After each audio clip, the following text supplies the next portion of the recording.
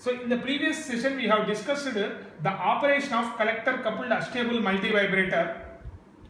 So this collector coupled unstable multivibrator is mainly used to generate square wave. So where you can find the square wave at the collector of Q2 or at the collector of Q1. So these two outputs are always complementary to each other. So that is what we have discussed. So now in this session we will derive the time period of oscillations of this square wave. So that is our objective. We want to find out the time period of oscillations of, so that this is the time period. So once it generates a square wave, we want to find out what is the time period of oscillations of this square wave. So before that, let us discuss some of the basics of the transistor. So you can see that when the transistor Q2 is in on condition, the collector is connected to the ground and Vc2 is equal to Vce saturation from the transistor basics. And so that is what we write the first point. When Q2 is in on condition, so what is Vc2? The collector voltage Vc2 is equal to Vce saturation as from the transistor basics. So this is the first point. When Q2 is in on condition, so it acts as short circuit. So therefore Vc2 is equal to Vce saturation. Now when the transistor Q2 is in on condition, what is the voltage VB2? VB2 is equal to base emitter. So VBE saturation. So therefore VB2 is equal to VBE saturation. So these points you have to remember. The same thing is for Q1. When Q1 is on, VC1 is equal to VCE saturation and VB2 is equal to VBE saturation. So similarly, when Q2 is in off condition, so these are the, you can observe from the circuit. So when Q2 is in off condition, it acts as open circuit. Very simple. It acts as open circuit. So therefore, when Q2 is in off condition in the circuit, it acts as open circuit. Open switch means the collector, the output is connected directly to the power supply, and Vc2 is equal to Vcc. So that is what you have to write. Vc2 is equal to Vcc. So these points are very, very important. Now I draw the waveforms now. Vc2, Vb2 and Vc1 and Vb1. So once you draw these waveforms Vc2, Vb2, Vc1 and Vb1, we derive the period of oscillations of the square wave. So that is our objective now.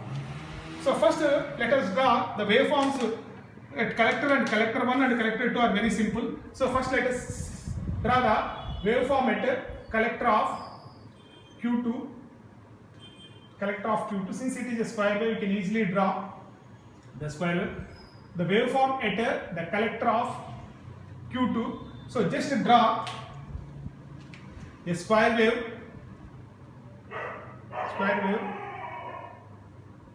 Just round off at the top. You should not draw like this sharp line. So the output will not come like this. The output will be round off like this. So you have to draw like this. Remember that.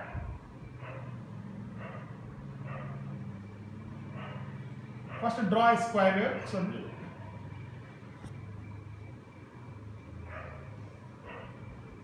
draw a square wave like this. So therefore Vc2, when Vc2 is in low condition, so this is, as we have discussed, the output is Vce saturation. So when Vc2 is in high condition, its voltage is Vcc, just we have discussed. So therefore when output is Vce saturation, what is the status of Q2? Q2 is in on condition. So therefore when the output is Vcc, as we have discussed, what is Q2 status? Q2 is in off condition. So this is Q2 is in on condition. So this is when Q2 is in off condition. So this is very simple. First point you have to draw. So next, project these lines downward. So now the next important point is to draw the VB2 waveform. So that is a very, very important waveform.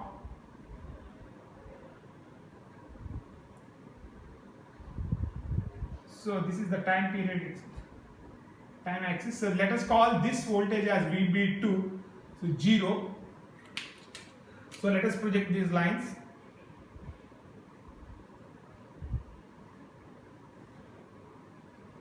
So let us call this duration as T1. and this duration as say T2. So the time period of oscillations is T. Now we can see that when Q2 is in on condition, as I said, what is the base voltage? The base voltage is VBE saturation. Just mention VBE saturation. So this is point, this line is VBE saturation. So this portion of the diagram is very important. How to draw like this? So when Q2 turns off, you can see that when Q2 turns off, so the voltage at VB2 is minus VCC. When Q2 turns off, at that instant VP2 is equal to minus VCC. As the capacitor discharges, this voltage becomes less and less negative.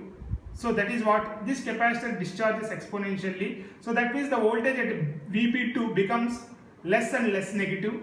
At some stage, this voltage reaches, that means this voltage reaches the cut-in voltage of Q2, and hence Q2 turns into on condition. So that is the diagram, very important diagram we have to mention. So you can see that when Q2 is in off condition, so what is the status? Immediately its base voltage is minus VCC. Immediately you have to understand this concept very carefully. When Q2 is in off condition, at that instant the base voltage is minus VCC. Now the capacitor C1 starts discharging through Q1. So therefore this base voltage becomes less and less negative, and at some time it just reaches to the cut-in voltage. You have to just draw the line this, just reaches the cut-in voltage. So therefore what will happen? Q2 turns into on condition. When Q2 turns in on condition, again its base voltage becomes VB saturation. When Q2 becomes off, its voltage will become minus VCC. So this voltage becomes less and less negative as C1 discharges. So this voltage becomes less and less negative. At some stage it will reach to. So this is the very important diagram you have to mention. So this is VC2 and VB2. So now let us draw the next waveform.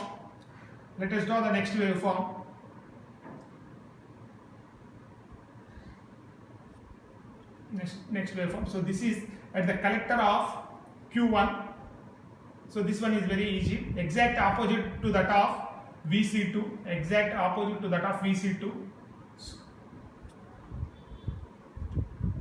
Just a complement of VC2. So therefore, how to draw this? So Q2 is, so this is low. You have to draw high. So when the input is, when the Q2 is at high level, so therefore you have to draw low level. So like this, you have to draw exactly opposite to that of VC2, because these two outputs are always complementary. Like this. So you have to draw like this. So you have to clearly mention.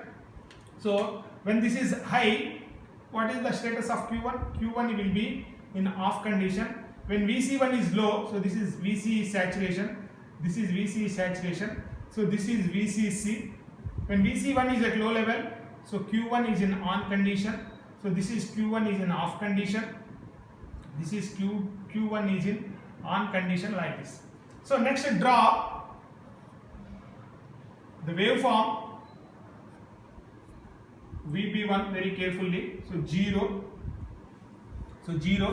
So this is the waveform VB1. So let us see how to draw this waveform.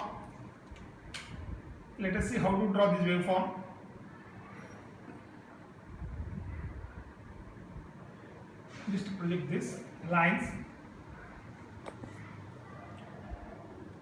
So you can see that when Q1 is in off condition, you can see from this diagram, when Q1 is in off condition, so this capacitor will be like this, VCC. So therefore this capacitor discharges through Q2. So therefore this voltage at VB1 becomes less and less negative. At some stage this voltage reaches to cut-in voltage of this Q1, and Q1 turns into on condition. So that is what we have to draw. So when Q1 is in off condition, so therefore the capacitor C2 discharges. So therefore the voltage at base of V1 becomes less and less negative. At some stage it reaches to the cut-in voltage. When Q1 turns on, what happens? It's to base diameter voltage, it will become VBE saturation. When Q1 turns off, by that instant, what is the voltage? Its voltage is minus VCC. So again this voltage becomes less and less negative as the capacitor C2 discharges. So you have to draw exponential graph like this. So like this you have to draw very carefully, draw this way. So this is the waveform. So at the base of Q1, so this is your VBE saturation, which is also taken as V gamma. So this is about these four waveforms: VC2, VB2, VC1 and VB1.